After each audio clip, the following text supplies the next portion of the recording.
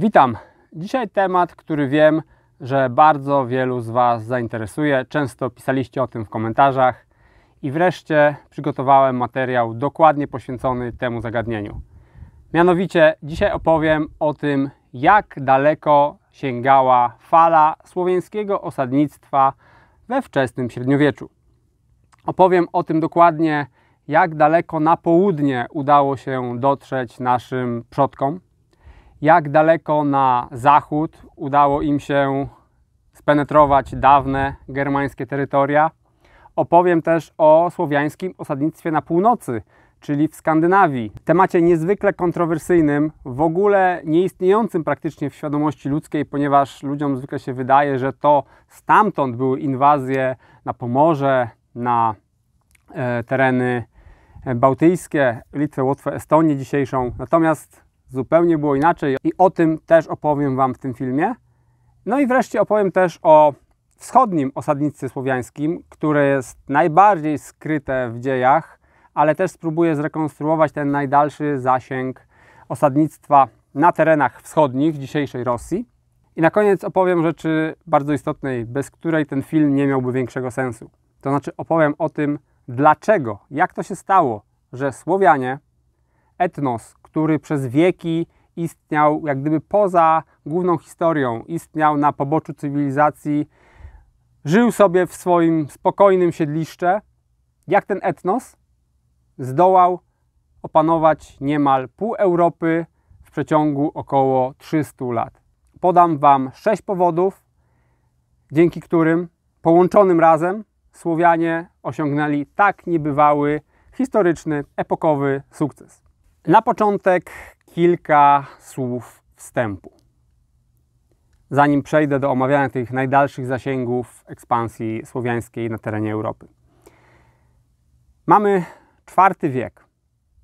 Słowianie żyją sobie na terenie dzisiejszej Białorusi, na terenie dzisiejszej północnej Ukrainy. To są tereny, gdzie Słowianie istnieją od setek lat. Tu jest ich matecznik i tutaj oni mają kontakt na południu z Sarmatami. Od zachodu mają kontakt z kulturą przeworską, jak również z kulturą wielbarską.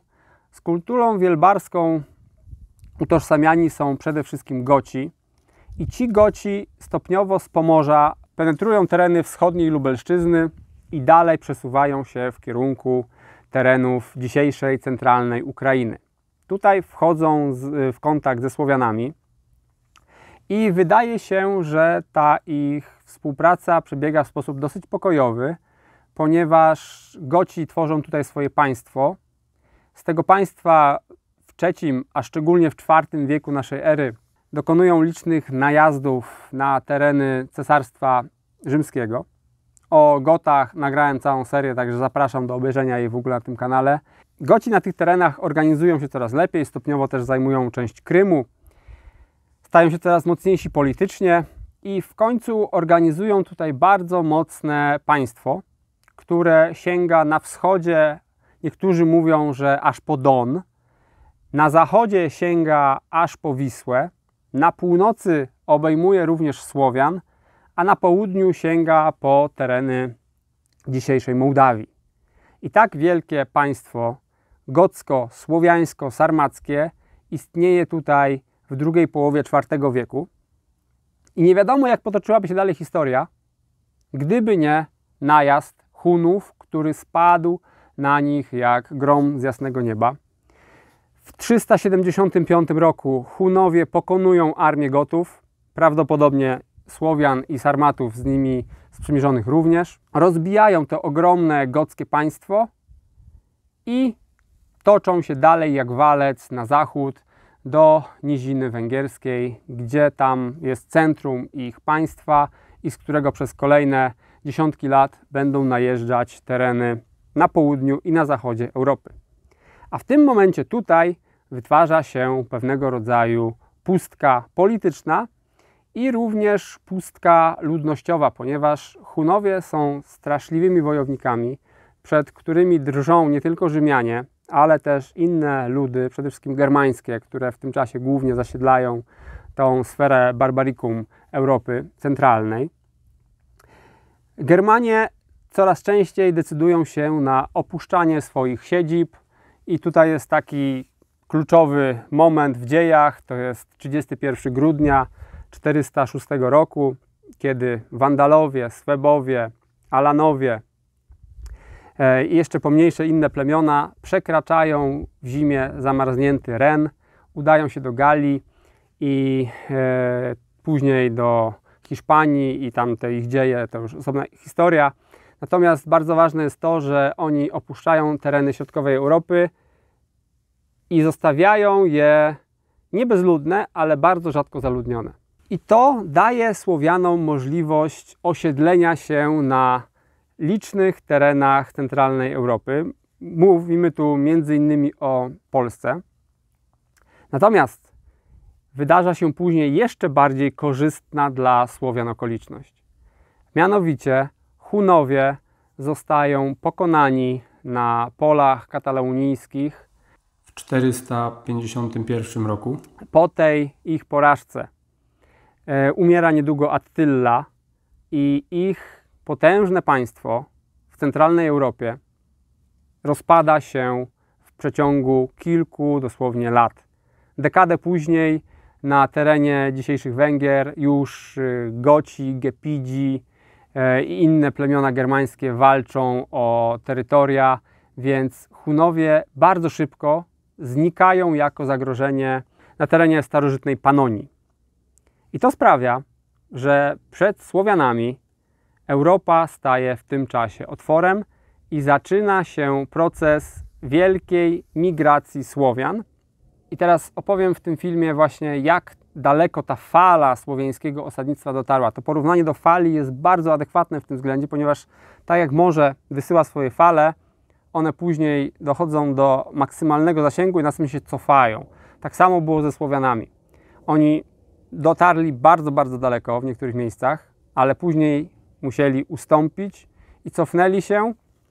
I właśnie ja w tym filmie opowiem przede wszystkim o tym właśnie najdalszym zasięgu słowiańskiego osadnictwa, które miało miejsce w VIII-IX wieku naszej ery, czyli we wczesnym średniowieczu. A w drugiej części tego filmu opowiem o rzeczy nie mniej istotnej, czyli o tym, jakie jest 6 powodów, dla których Słowianie osiągnęli ten niebywały cywilizacyjny sukces. Zacznijmy od południowego osadnictwa słowiańskiego.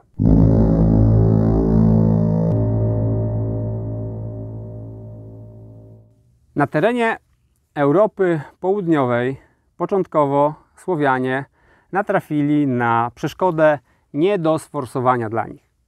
Mianowicie Justynian Wielki, który władał do 565 roku, był władcą potężnym, który starał się odbudować Imperium Rzymskie i dlatego pierwsze najazdy Słowian na terytoria bizantyjskie w tym czasie były skutecznie odpierane przez silne jeszcze państwo za czasów Justyniana. Ale już wtedy wystąpiły pierwsze oznaki tego, co będzie w przyszłości. Mianowicie doszło do wybuchu wielkiej epidemii. W 541 roku wybuchła ona po raz pierwszy. Była to dżuma Justyniana, tak nazwano tą chorobę. Prawdopodobnie była to ta sama bakteria, która później powodowała czarną śmierć w XIV wieku.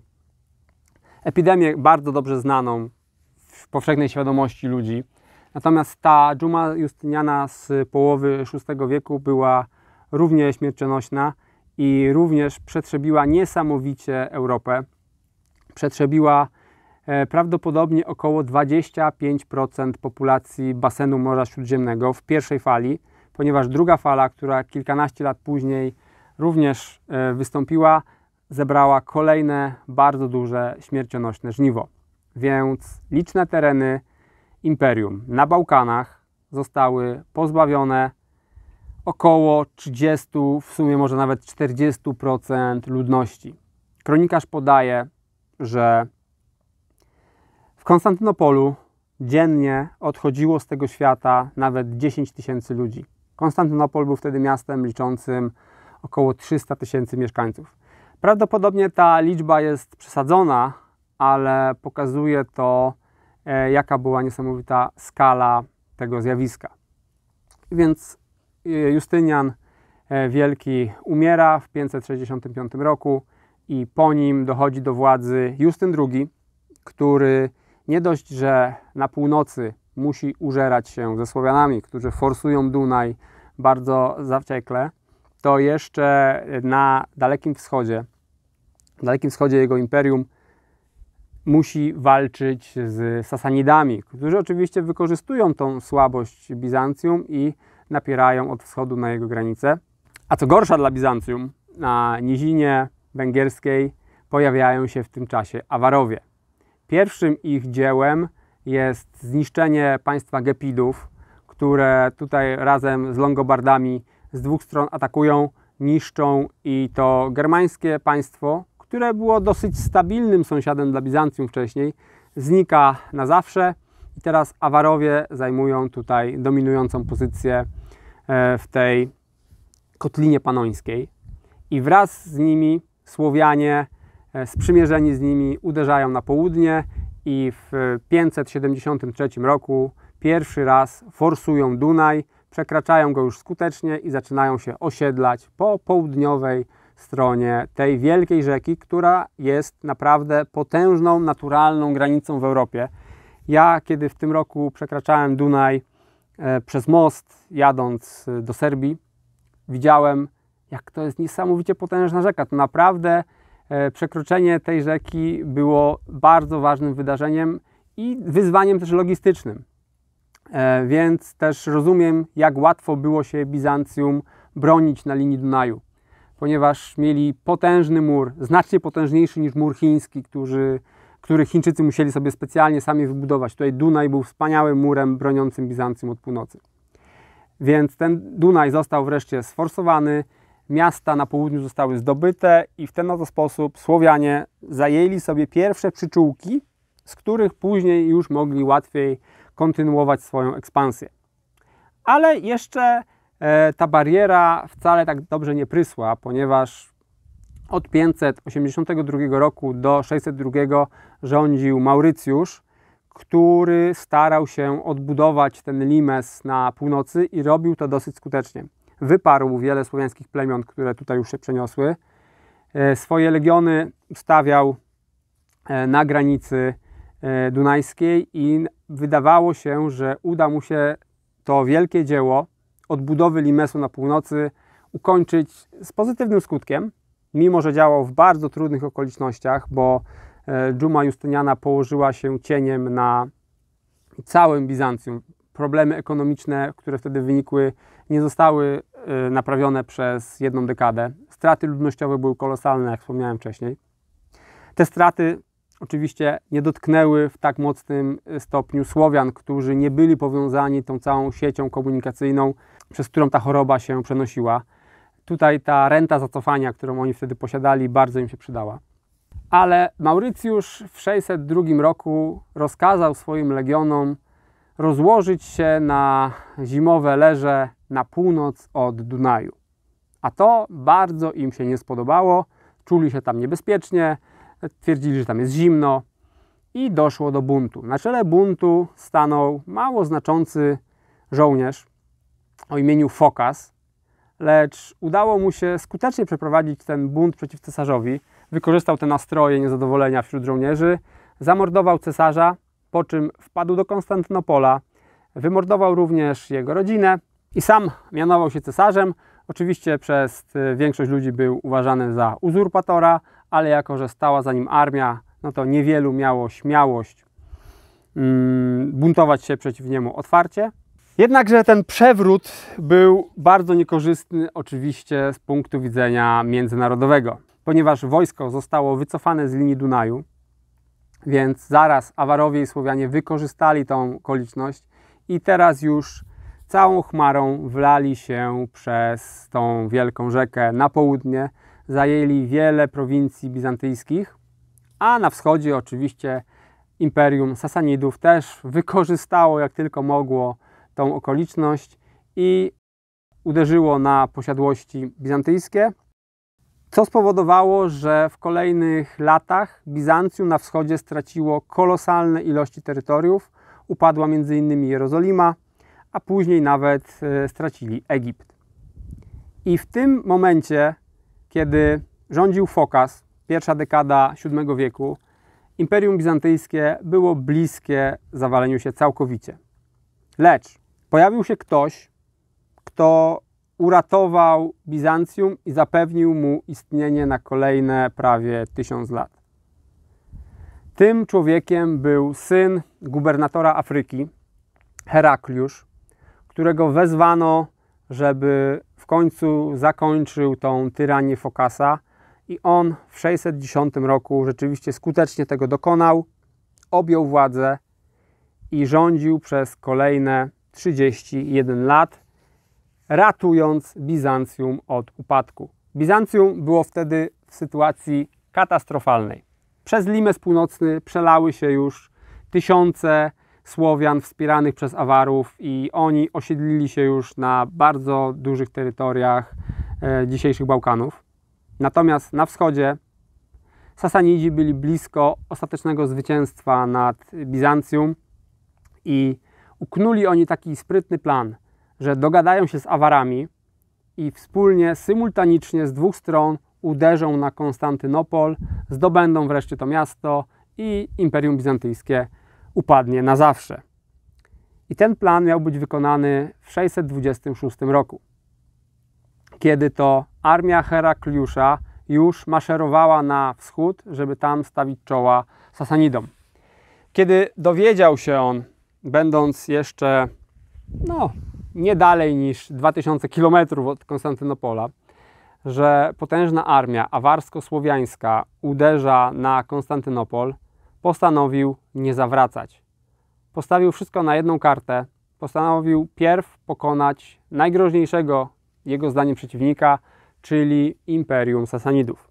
Rzeczywiście jego ocena sytuacji była bardzo trafna. Może miał ogromne szczęście, a może to była łaska boska.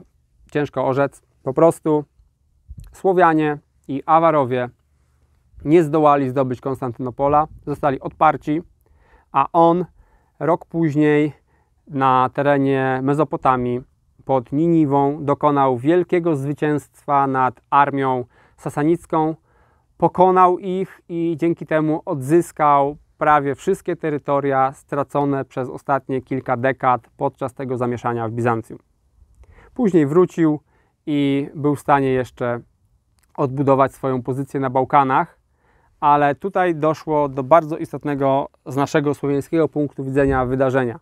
Otóż Awarowie w 626 roku pod Konstantynopolem doznali bardzo istotnej porażki, która spowodowała, że Słowianie, którzy z nimi współpracowali, a współpraca ta była nie bardzo obarczona miłością, tylko raczej awarską brutalnością, ta współpraca została zakończona. Mnóstwo plemion słowiańskich podniosło bunt przeciw Awarom. Awarowie z potężnego kaganatu, który rządził centralną Europą, stali się jedynie takim małym państewkiem na nizinie węgierskiej. Ich strefa wpływów bardzo wtedy się pomniejszyła, a Słowianie wybili się na niepodległość. I to w historii ludów słowiańskich jest wydarzenie bardzo istotne. Za chwilę powstanie nam państwo Samona, które będzie takim pierwszym uznanym historycznie państwem. Natomiast teraz przejdźmy do tego, jak właśnie wykorzystując te wszystkie okoliczności, o których opowiedziałem, jak daleko Słowianie dotarli właśnie na południu, na terenie Bałkanów. Obszar dawnej rzymskiej Ilirii został zasiedlony przez Chorwatów, Serbów, południowych Morawian, południowych Obodrytów i inne pomniejsze plemiona. Tylko nadadriatycka linia brzegowa, gdzie istniały silne miasta takie jak Dubrownik, czyli rzymska Ragusina, Zadar, czyli rzymska Jadera, czy też Akwilea, pozostały kulturowo łacińskie i z dominującym chrześcijaństwem, które stąd promieniować będzie stopniowo na Serbów i Chorwatów, prowadząc do ich rychłej i bardzo pokojowej chrystianizacji. Na wschodzie Bałkanów na początku VII wieku osiedlili się Siewiercy oraz plemię 7 rodów. Ci ostatni w 614 roku zdobyli i złupili bardzo ważne bizantyjskie miasto Serdikę, czyli późniejszą Sofię, stolicę Bułgarii. Kluczowym dla tych plemion wydarzeniem było przybycie z nadczarnomorskich stepów koczowniczych Bułgarów w 680 roku i utworzenie przez nich potężnego państwa nad dolnym biegiem Dunaju. Bułgarzy, sami będąc ludem tureckim, szybko zeslawizowali się i porzucili swoją bułgarską mowę na rzecz słowiańskiej, a już około 200 lat później cała bułgarska arystokracja nosiła słowiańskie imiona. Wynikało to stąd, że pierwsi kaganowie bułgarscy bardzo trafnie ocenili swoje położenie i nie walczyli ze Słowianami, ponieważ na południu, mając potężne Bizancjum, gdyby jeszcze dodatkowo tłukli się ze Słowianami, to nie mieliby żadnych szans na przetrwanie. Dlatego Bułgarzy od początku wybrali ścieżkę ścisłej współpracy z plemionami słowiańskimi wschodnich Bałkanów i na przykład Siewiercy zostali osiedleni w Starej Płaninie na południu dzisiejszej Bułgarii i tam bronili przełęczy górskich przed bizantyjskimi najazdami przez kolejne kilkaset lat. Najdalej na południe Słowianie dotarli aż po Spartę, a nawet osiedlali się na Krecie. W VII i VIII wieku Pelopones czy Tesalia, niegdyś centra greckiej cywilizacji, poza dużymi miastami były zdominowane przez słowiańskich osadników. Władza bizantyjska była tutaj co najwyżej nominalna. Dom znalazły sobie tutaj takie plemiona jak Rynchyrzy, Sagudatowie, Draguwici, Strumianie, Wielegoci, Jeziercy. Regularnie próbowały te plemiona zdobyć drugie najważniejsze miasto Greków, czyli Tesaloniki, lecz te ich oblężenia były bezowocne. Dopiero pod koniec VIII wieku i na początku IX, kiedy cesarstwo się nieco umocniło, między innymi dlatego, że nowa dynastia zapanowała w Konstantynopolu, a także rozpadł się kalifat Umajadów i Bizantyjczycy mieli trochę spokoju na wschodzie, gdzie muzułmanie ich tak bardzo nie naciskali teraz, udało im się przywrócić stopniowo grecką władzę nad Peloponezem, Tesalią czy Macedonią. Cyryl i Metody, zwani apostołami Słowian, właśnie wywodzili się z tych plemion, które zamieszkiwały okolice Tesalonik. Oni to w IX wieku zostali wysłani na Wielkie Morawy, aby tam w mowie słowiańskiej uczyć chrześcijaństwa. Co więcej, Bazylii I, który to właśnie wysłał ich do Wielkich Moraw, założyciel dynastii macedońskiej, panującej w Bizancjum przez kolejne 200 lat, także był prawdopodobnie słowiańskiego rodu, a założył on tę dynastię w 867 roku. Takich przykładów są setki. Słowianie bardzo mocno wtopili się w Cesarstwo Bizantyjskie. Wielu biskupów, generałów czy dyplomatów bizantyjskich miało słowiańskie pochodzenie, nie mówiąc już o urzędnikach niższego szczebla. Jednak ci wszyscy Słowianie, którzy zamieszkiwali na południe od Serbii i Bułgarii, z czasem się schelenizowali i tylko w górskich rejonach pozostała słowiańska mowa, a na nizinach stopniowo powróciła greka. Przykładem takiej słowiańskiej enklawy jest dzisiejsza Macedonia, która mimo że historycznie jest ojczyzną Aleksandra Wielkiego i powinna być na wskroś grecka, to jednak kulturowo przede wszystkim jest słowiańska.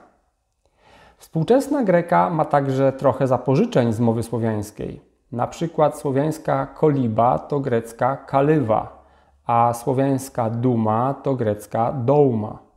Od słowiańskiego słowa wiara pochodzi też określenie na obrączkę ślubną – wera. Pozostało także w Grecji bardzo wiele toponimów słowiańskich. Na przykład w północnej Grecji są góry Boras, pochodzące od słowiańskiego słowa bór. Miasto Arachowa to dawna słowiańska Orzechowa.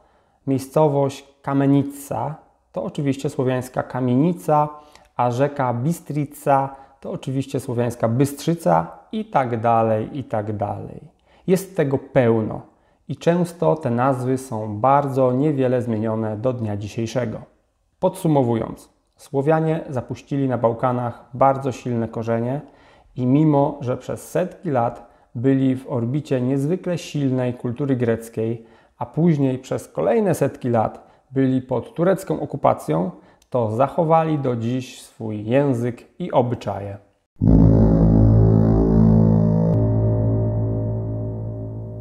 Teraz zajmijmy się Zachodem. Jak tutaj daleko dotarli Słowianie, ale żeby to zrozumieć, opowiem Wam też właśnie o historii bardzo wczesnego średniowiecza. Tej historii bardzo mało znanej, a dla ekspansji Słowian kluczowej. Zacznę od południa. Tutaj na terenie dzisiejszej Austrii w połowie VI wieku mieszkali Longobardowie, którzy, tak jak wcześniej wspomniałem, wraz z Awarami przybywającymi z Azji zniszczyli państwo Gepidów. Jednak nie cieszyli się długo tym sukcesem, ponieważ okazało się, że Awarowie są znacznie większym zagrożeniem i musieli przed tymi Awarami uciekać. Szczególnie, że okazało się, że Imperium Bizantyjskie się sypie, o czym też wspomniałem wcześniej, więc północna Italia stała się celem ich najazdu i pod koniec VI wieku zdobyli oni liczne terytoria na Bizantyjczykach właśnie w północnej Italii. Do dzisiaj jest tam region zwany Lombardia i do dzisiaj północni Włosi zdecydowanie różnią się od Włochów południowych, nie tylko ze względu na kulturę, ale też właśnie genetycznie. Ci na północy są znacznie bliżej spokrewnieni z Germanami, między innymi ze względu na tą longobardzką inwazję z końca VI wieku. Także oni przenieśli się tutaj i zostawili tereny dzisiejszej Austrii, Karyntii, która została też przez Słowian szybko zasiedlona. Dalej na północ mieliśmy Turyngów. Turyngowie to było takie niewielkie królestwo germańskie w centralnej części dzisiejszych Niemiec, oczywiście dzisiejsza Turyngia, lecz oni nie byli na tyle silni, żeby oprzeć się z kolei swoim zachodnim sąsiadom, którymi byli Frankowie, i Frankowie tych Turyngów wybili, a resztę podporządkowali i miało to miejsce w 531 roku, więc ta ich strefa wpływów na terenie środkowych Niemiec, tych Turyngów, została mocno ograniczona, co znowu też dało możliwość tutaj, żeby w tą lukę polityczną weszli nasi dzielni Słowianie. No i dalej na północy mieliśmy jeszcze Fryzów oraz Sasów. Fryzowie zostali w połowie VIII wieku również podporządkowani przez Franków, lecz Sasi to był lud bardzo twardy i oni bardzo długo bronili się przeciwko najpierw Merowingom, później już Karolingom. Sasi też dokonali około 500 roku bardzo dużej inwazji na Wyspy Brytyjskie. Do dzisiaj na Wyspach Brytyjskich mamy Wessex, Essex, to między innymi właśnie są pozostałości tego saskiego osadnictwa. No, Wessex to po prostu nic innego jak zachodnia część saskiej enklawy w Brytanii. Essex to East, czyli wschodnia część saskich terytoriów w Brytanii, więc Sasi tutaj odcisnęli też bardzo mocne piętno na historii Wysp Brytyjskich, ale nie o tym razem. Chodzi o to, że Sasi byli niesamowicie silnym ludem germańskim, który był takim kamieniem, o który ta słowiańska fala się roztrzaskała. Słowianie Sasów praktycznie nie byli w stanie przepchnąć. Niewielkie terytoria może im zabrali, te ich wschodnie rubieże, natomiast tutaj Sasi byli twardym kamieniem dla Słowian i Słowianie później na przykład wraz z Karolem Wielkim atakowali Sasów, bo to był ich wspólny wróg. Zarówno Frankom nie podobała się silna Saksonia, jak i Słowianom też Sasi nie byli przyjemnym sąsiadem, więc te dwa ludy tutaj się zjednoczyły. W kronikach wymieniany jest książę Obodrytów Drożko, który uznając władzę zwierzchnią Karola Wielkiego, pomagał mu w pacyfikacji Sasów, dokonując rajdów od wschodu na ich terytoria. Pomoc Obodrytów w podporządkowaniu Sasów była bardzo wydajna. Karol prawie przez 30 lat męczył się z krnąbrnymi Sasami i bez słowiańskiego wsparcia raczej nie przechyliłby szali zwycięstwa na tym froncie. Więc tak wyglądała polityczna układanka na zachodzie, a teraz zobaczcie, jak daleko sięgało osadnictwo słowiańskie na tych terenach. Najdalej na zachód mieszkającym plemieniem słowiańskim byli Wagrowie, którzy założyli ważny ośrodek handlowy Lubekę. Ich wpływy sięgały aż po południe Półwyspu Jutlandzkiego. Wchodzili oni w skład państwa Obodrytów, którzy to byli bardzo ważnym podmiotem politycznym Połabia aż do końca X wieku, kiedy to wreszcie Niemcy zaczęli podbijać ich terytoria. Nad Górną Łabą Słowianie osiedlali się także po jej zachodniej stronie, szczególnie to robili Drzewianie i Smolińcy. W środkowym biegu tej rzeki natomiast na jej zachodni brzeg przeszli na pewno Morzyczanie, a także Serbowie połapscy, których część mieszkała na dawnych terytoriach Turyngów. Dalej na południu, na górzystych terenach dzisiejszej Austrii, mieszkali Karyntianie, silne plemię, które już w VII wieku w kronice Fredegara wymieniane jest jako sojusznik państwa Samona. Jeszcze dalej, na południe od nich, za Alpami Julijskimi, tereny zajęli Słoweńcy. Było też mnóstwo innych plemion słowiańskich na Połabiu, ale wymieniam tylko te, które dotarły najdalej na zachód, wszak o tym właśnie jest ten film. Natomiast takie miasta jak Lipsk, Drezno, Chemnitz czy Berlin są ośrodkami utworzonymi na miejscu słowiańskich grodów. Toponimów jest tutaj znacznie więcej. Słowiański Chociebusz to dziś niemiecki Cottbus. Słowiański Zwierzyn to niemiecki Schwerin. Natomiast rzeki Dołęża stała się Tolense, Reknica stała się Raknitz, a Wkrę przemieniono na Ukerę. Podsumowując, po przegranej Longobardów z Awarami pod koniec VI wieku i ich ucieczce na północ Włoch, Słowianie masowo zajęli dawne germańskie terytoria aż po linię Łaby i Soławy, w wielu miejscach przekraczając te rzeki i zajmując także terytoria na ich zachodnim brzegu. Późniejsza historia Połabia po śmierci Karola Wielkiego jest niezwykle fascynująca i wcale nieoczywista. Historia mogła łatwo potoczyć się tutaj inaczej i tereny te mogły pozostać słowiańskie po dziś. Szczegółowo opowiadam o tym w mojej serii o Połabiu, do której link znajdziesz w opisie do tego filmu. Mówiąc o Słowianach, chciałbym zaprosić Was do zakupu mojej najnowszej książki Historia Słowian dla dzieci. Jest to książka, którą napisałem z myślą o najmłodszych, którzy niestety w naszym polskim systemie edukacji nie mają w ogóle wiedzy na temat naszych słowiańskich przodków, a jest to coś, co jest karygodne, że my, Słowianie, uczymy się o Mezopotamii, Egipcie, Rzymie, Grecji i o wszystkim innym, byle nie o naszej słowiańskiej kulturze. I tą właśnie lukę w edukacji uzupełnia moja książka, która napisana jest dla dzieci takich kumatych pięciolatków, ale bardzo kumaci czterolatkowie też już wiedzą, o co chodzi. Natomiast normalnie dla 5, 6, 7, 8-latków ona jest napisana, bardzo bogato ilustrowana. Opisuje całą historię od zarania Słowian aż po wczesne średniowiecze. Linki do zakupu książki znajdują się poniżej tego filmu.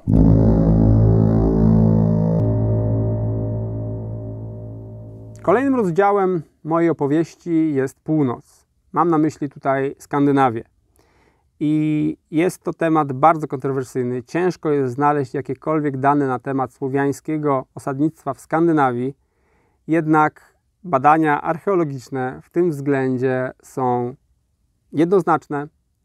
Słowianie w VII-VIII wieku bardzo intensywnie kolonizowali Skandynawię, szczególnie Wyspy Duńskie i południową Szwecję, Skanie. Skąd to wiemy? Otóż jest mnóstwo znalezisk ceramiki słowiańskiej. Po drugie, zobaczcie sobie rozmieszczenie genów słowiańskich, jak one właśnie na tych południowych skrawkach Skandynawii są obecne. a to są haplogrupy Y, czyli dziedziczone po linii męskiej, więc nie można tutaj mówić, że no wikingowie uprowadzali Słowianki i tutaj stąd mamy słowiańskie geny. Nie, to są męskie geny, więc tutaj było męskie osadnictwo. I do tego jeszcze mamy tą niezwykle ciekawą mapę, która mówi o tym, że na Zelandii, Funen, Lolland czy Bornholmie istniały słowiańskie osiedla. Te brązowe kropki to są wsie i miasta noszące słowiańskie nazwy, takie jak Kobelice, Korselice, Bilice. Natomiast kropki żółte to słowiańskie osiedla, ale noszące duńskie nazwy, z przedrostkiem Winden, czyli słowiański. Tak więc mamy liczne Windeby, Winderup, Winderot czy Windehelsinge, czyli słowiański przesmyk. to słowiańskie osadnictwo w Skandynawii było możliwe przede wszystkim dlatego, że w tamtych czasach Skandynawowie nie mieli jeszcze żadnych centralizowanych rządów. To są czasy legendarne, heroiczne, tam dopiero kształtowały się struktury polityczne, które od IX wieku tak naprawdę się wykształcą w jakimś większym stopniu w Norwegii, w Danii, a na końcu w Szwecji. Dopiero koniec VIII wieku to jest początek najazdów skandynawskich i to nie na nasze Pomorze, tylko na Wyspy Brytyjskie. I z tych najazdów dopiero wykształci się na tyle potężna elita skandynawska, która stworzy rody królewskie. I oni dopiero później będą w stanie dać odpór słowiańskiej ekspansji. Natomiast w VII i VIII wieku Słowianie swobodnie wsiadali na statki, płynęli na wyspy duńskie i na południową Skandynawię i tam plądrowali osady skandynawskie, a w kolejnej fazie sami osiedlali się na tych terytoriach. Jest to fakt poświadczony naukowo przez badaczy duńskich na przykład, którzy stwierdzają, że w VIII wieku wyspy duńskie były bardzo mocno przetrzebione ludnościowo właśnie przez rajdy Słowian, które tam miały w tym czasie miejsce. Słowiańskie osadnictwo na wschodzie. Tutaj najmniej danych jest pisanych. Mamy kronikę Nestora, która opisuje początki państwa ruskiego, wymienia liczne plemiona, natomiast co do tych plemion nie ma jasności, czy są to plemiona słowiańskie, czy plemiona ugrofińskie, czy plemiona bałtyjskie.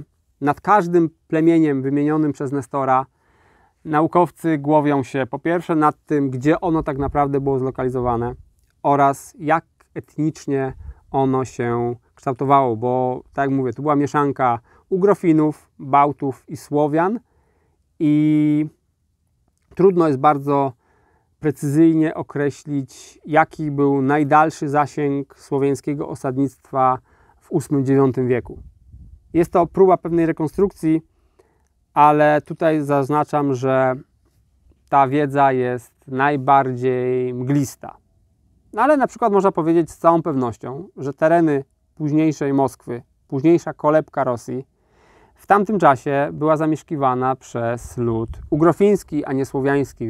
To też fajnie pokazuje, jak ten środek ciężkości ruskiego państwa przesunął się bardzo mocno na wschód z terenów zachodnich. Mówiąc o plemionach wczesnośredniowiecznych na terenie dzisiejszej Rosji, trzeba pamiętać o silnych wpływach ugrofińskich na ten obszar, a także dość niejasnej granicy pomiędzy ludami bałtyjskimi a słowiańskimi, szczególnie, że Bałtowie to grupa ludów stosunkowo młoda w Europie i wyodrębniła się ona ze wspólnoty bałtyjsko-słowiańskiej około 1500 roku przed naszą erą.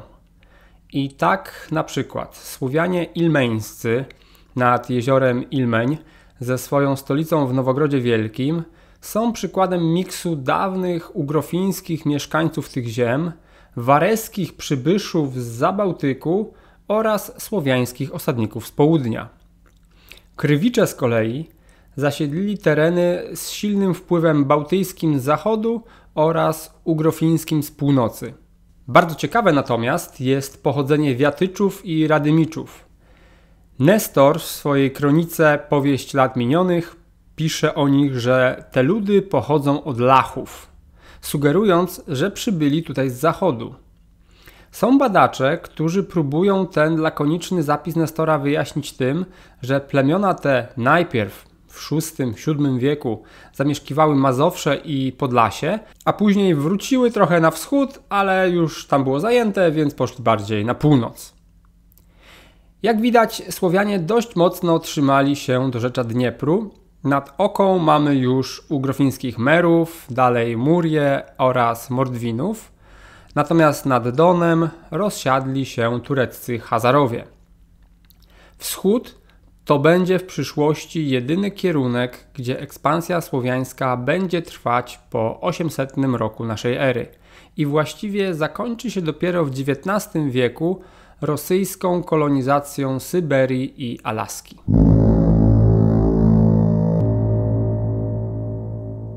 A teraz moim zdaniem najważniejsze zagadnienie, czyli jak doszło do tej kolosalnej ekspansji ludów słowiańskich na teren niemalże połowy Europy. I to w przeciągu 300 lat. I właśnie pierwszy powód z tych 6, które Wam dzisiaj wymienię, jest taki, że jest to rzeczywiście dość długi czas. Otóż Słowianom nie zajęło to jedno pokolenie czy 2 pokolenia, żeby zająć tak ogromne tereny Europy, ale trwało to około 300 lat. Liczymy tutaj od mniej więcej 400 do 700 roku naszej ery. I teraz weźcie pod uwagę fakt, że jedno pokolenie w tamtych czasach to jest około 25 lat. Niech taka słowiańska rodzina przez jedno pokolenie dochowa się tylko jednego nadmiarowego potomka. Czyli niech z tych 6-8 dzieci, które wtedy zwykle Słowianki rodziły, niech przetrwa tylko 3. To powoduje, że po jednym pokoleniu mamy już tych Słowian 150, po kolejnym mamy ich 225, po kolejnym mamy 337, a wreszcie po 100 latach mamy 505, w ten sposób licząc.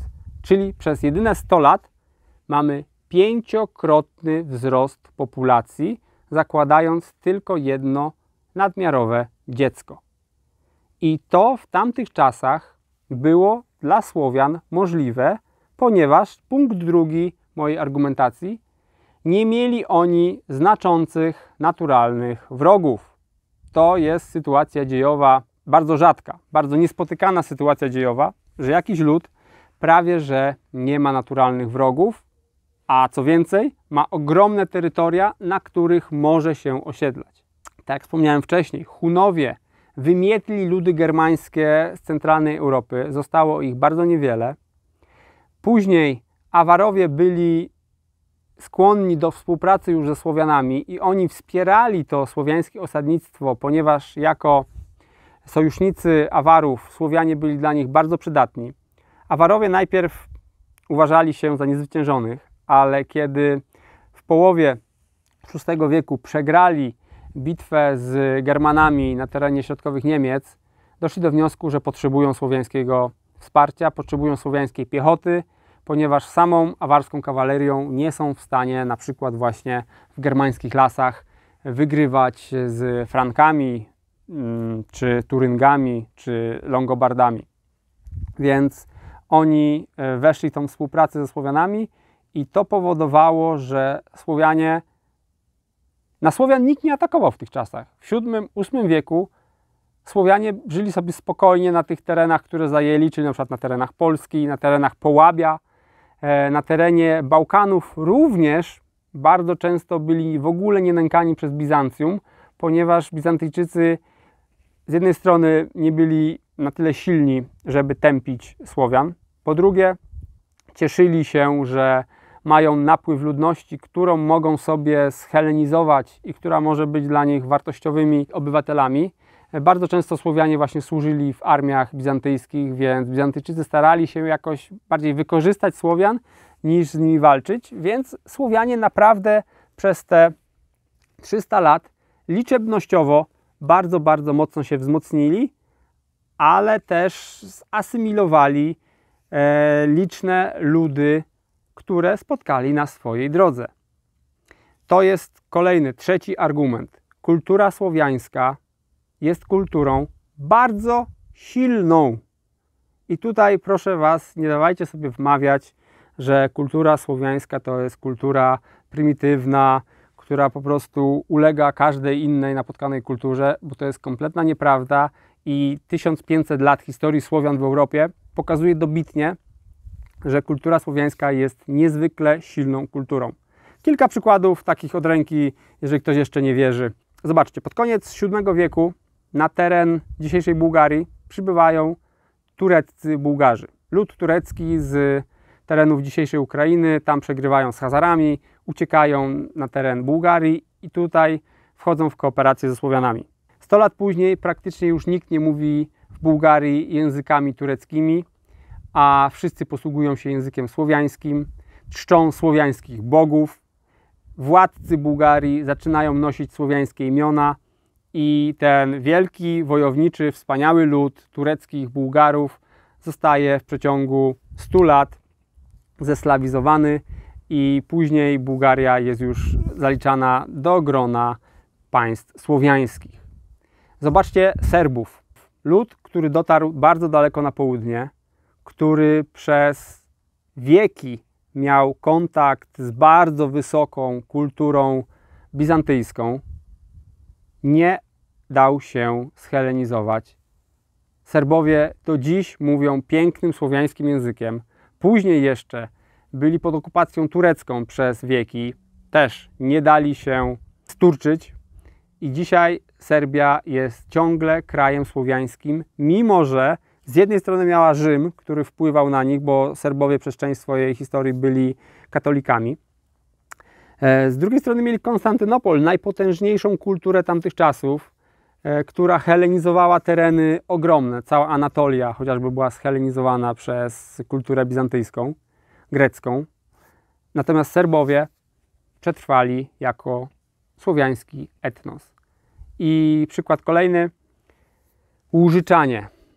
Słowianie na dzisiejszych Łużycach, którzy mimo że politycznie zostali podporządkowani Niemcom już w X wieku, to dzisiaj, kiedy mamy XXI wiek, nadal są tam ludzie, którzy nie dość, że mówią po słowiańsku językiem łużyckim, to jeszcze mają największy odsetek haplogrupy R1A1, czyli tej typowo słowiańskiej, pośród wszystkich ludów słowiańskich, które istnieją. Polacy mają też dużo, ale mniej nawet niż ci Łużyczanie. 1000 lat germanizacji. Bismarck, pan z wąsem, który chciał być malarzem, ale mu się nie udało. To wszystko psu na budę, można by powiedzieć. Nadal oni są w stanie zachować swoją słowiańską tożsamość. I niech mi ktoś jeszcze powie raz, że Słowianie to jest jakiś tam słaby etnos, słaba kultura, która jest podporządkowywana w łatwy sposób każdej innej kulturze. Tak nie jest. Słowiańska kultura jest bardzo mocna i to jest jeden z elementów właśnie sukcesu dziejowego Słowian.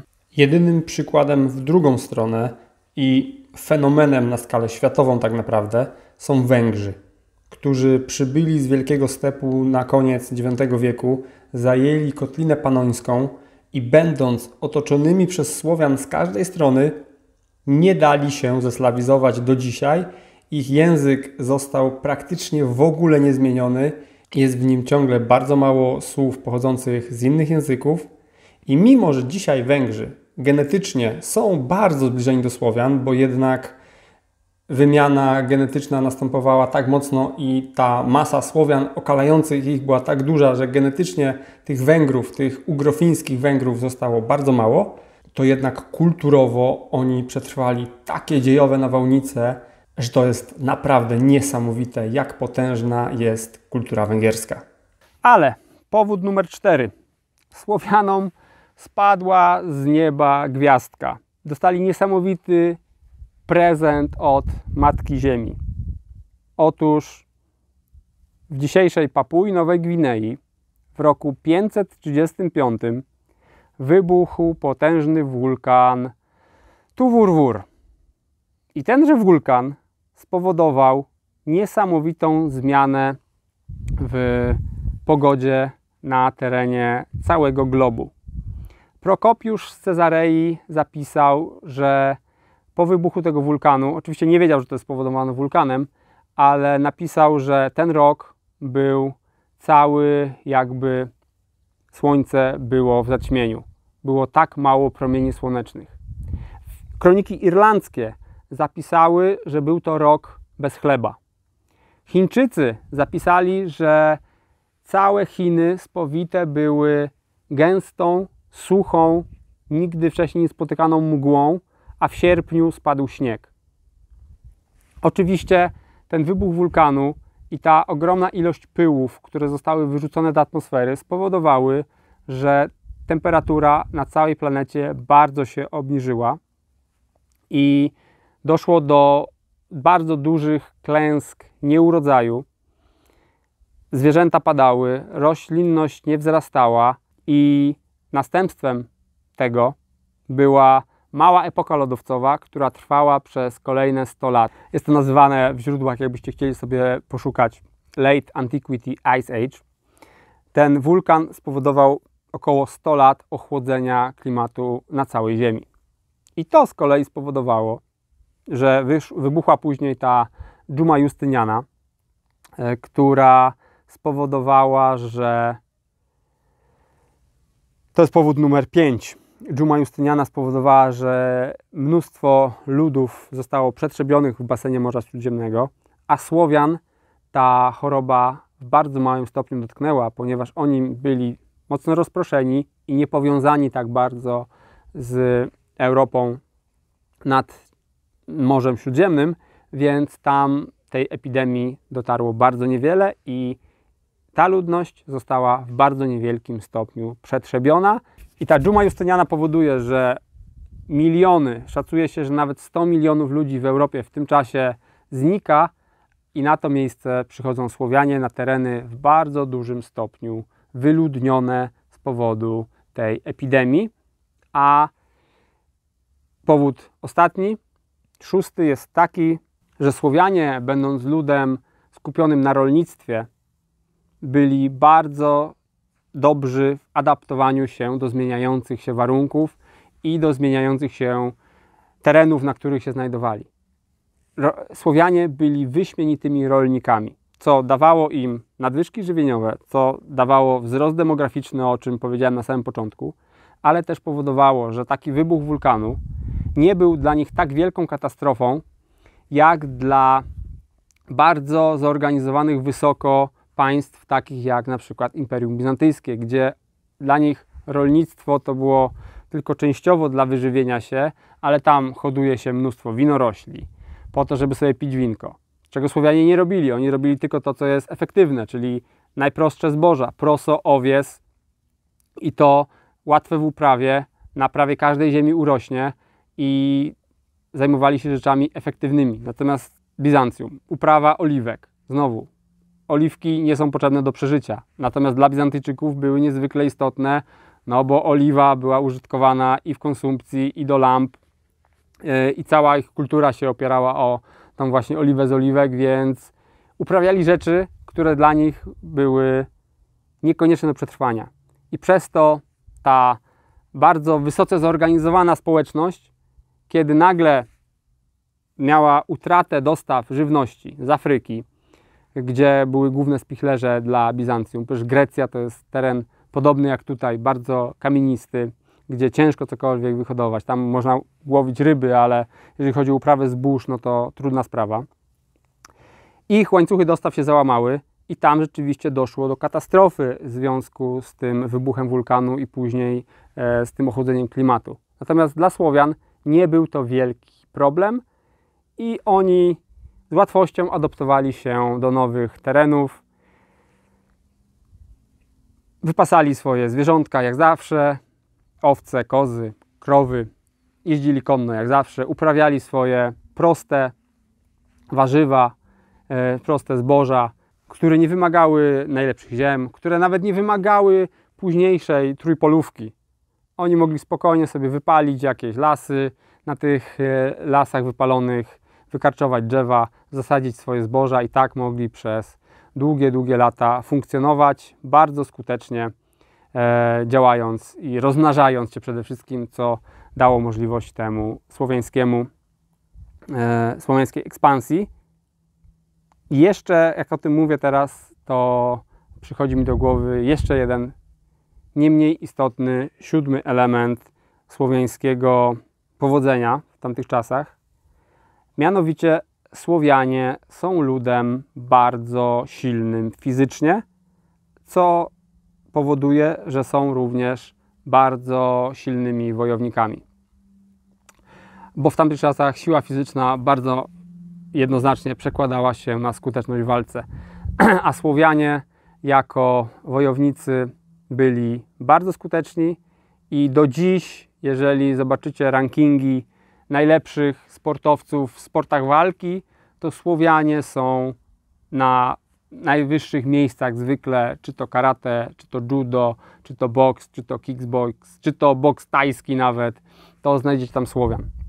Więc połączenie tych wszystkich czynników, czyli tego, że Słowianie byli w stanie rodzić, każda rodzina, statystycznie jedno dziecko więcej co pokolenie, powodowało, że ten wzrost ludności był kolosalny na przestrzeni 300 lat, bo tu mówimy o długim okresie czasu, 300 lat.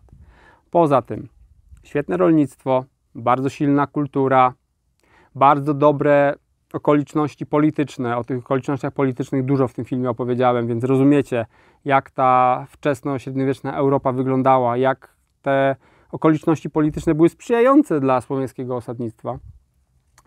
Wybuch wulkanu, zima wulkaniczna, później 100 lat ochłodzenia klimatu, do tego jeszcze dżuma Justyniana, wytrzebienie ludzkości mieszkającej nad Morzem Śródziemnym.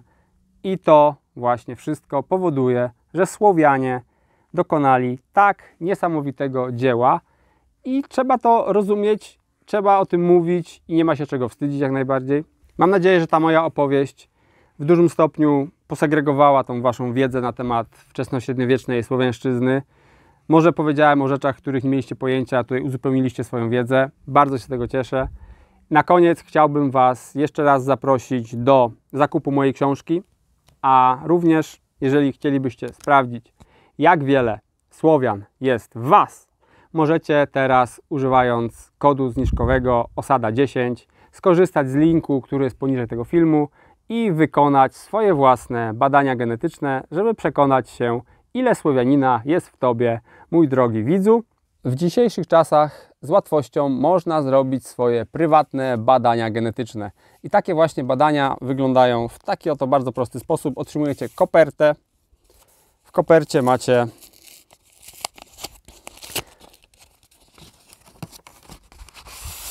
kolejną kopertę.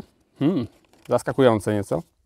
A w tej kolejnej kopercie macie zestaw do własnych badań genetycznych. Jest to taka szpatułka, którą sobie majtacie w twarzy, żeby zrobić sobie pobranie swojej próbki DNA. I następnie macie instrukcję. To wszystko ładnie, szczelnie pakujecie w taką folijkę i wysyłacie do tellmegene.com, gdzie oni wam analizują ten wasz kod genetyczny i wysyłają szczegółową analizę, skąd pochodzicie, jeżeli chodzi o wasze geny. Jest to niezwykle ciekawe. Ja wam w jednym z moich filmów opowiem o moim pochodzeniu, które jest niesamowicie ciekawe, a oglądając ten film macie możliwość skorzystania z kodu zniżkowego. Jest on w opisie do tego filmu. 10% zniżki na badania genetyczne z kodem OSADA10. Także serdecznie zapraszam na tellmegene.com. Możecie sobie zrobić własne badania genetyczne. Ja również takie badania sobie wykonałem i niedługo opowiem o wynikach, które są bardzo, bardzo ciekawe. Dzięki za uwagę w tym filmie. Do zobaczenia w kolejnych. Sława!